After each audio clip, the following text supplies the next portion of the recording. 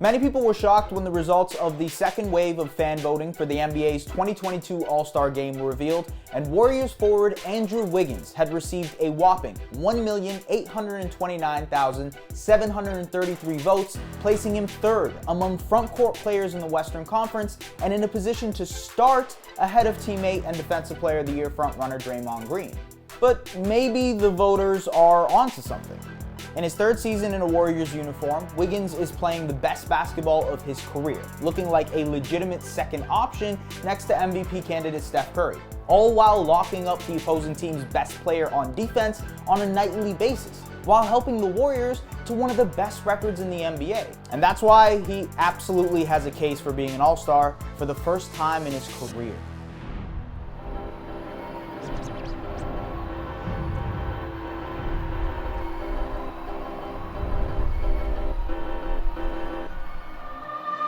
Let's get this straight before we dive in. 12 players from each conference get selected to play in the NBA's annual All-Star Game. 4 guards, 6 front court players, and 2 wildcard spots that can be given to either a guard or a forward/big.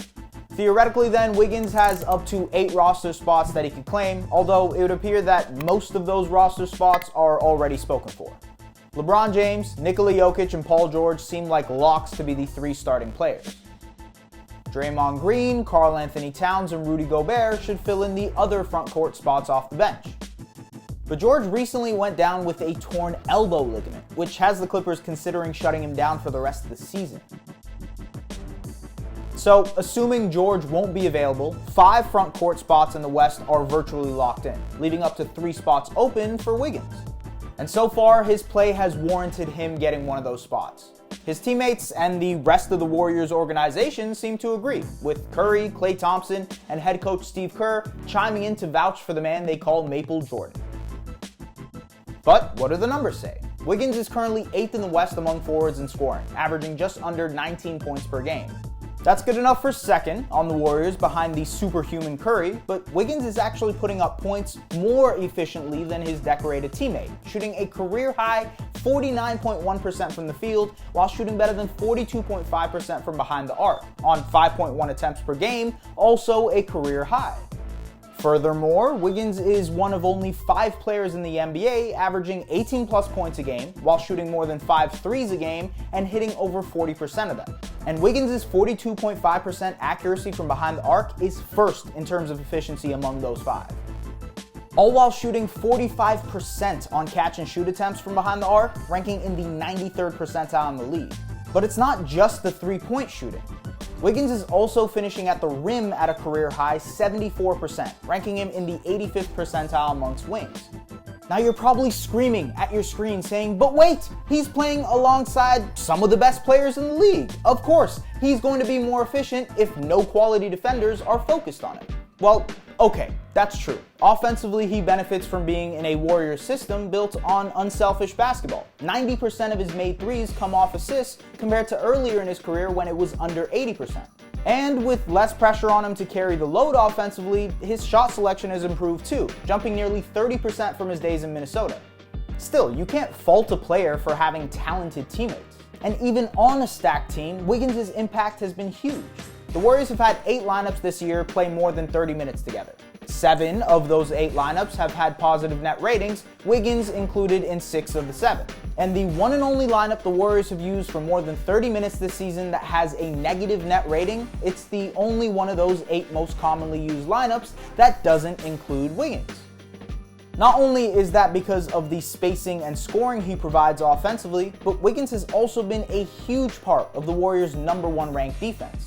And that's while handling the most challenging defensive assignments on a nightly basis. B-Ball Index's matchup difficulty ranking has him in the 99th percentile in that regard.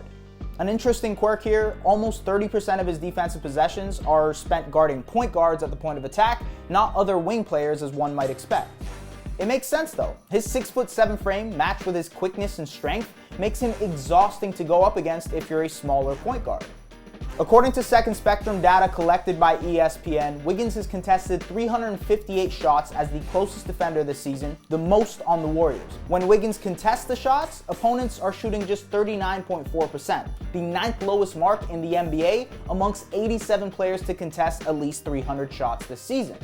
Rebound Turner. Wiggins knocked it away, loose on the deck. Save to Sabonis. Sumner. Look at Wiggins play that. He is shutting everybody down. The Boston Celtics' Jason Tatum shot 1 of 7 from the field on December 17th when Wiggins was his closest defender.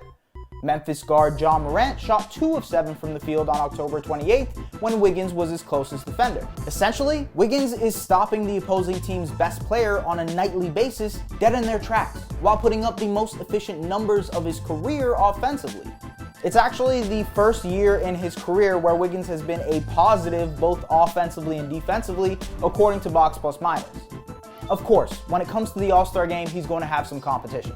Suns big man DeAndre Ayton, Pelicans forward Brandon Ingram, and Grizzlies big man Jaren Jackson Jr. all have cases when it comes to the final forward spot in the West. And with the Warriors and Suns neck and neck for the best record in the NBA, it could very well be between Ayton and Wiggins for the final front court spot. But maybe it isn't. Wiggins has legitimately become one of the best two-way players in the entire league. He has successfully rejuvenated his career following a disappointing run in Minnesota, and he's finally performing at a level befitting of a former #1 overall pick.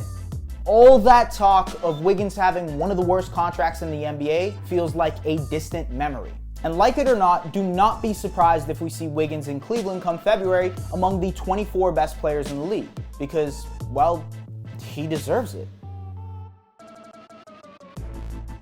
Thanks for watching. If you like this video and want to see more content like this, hit that subscribe button.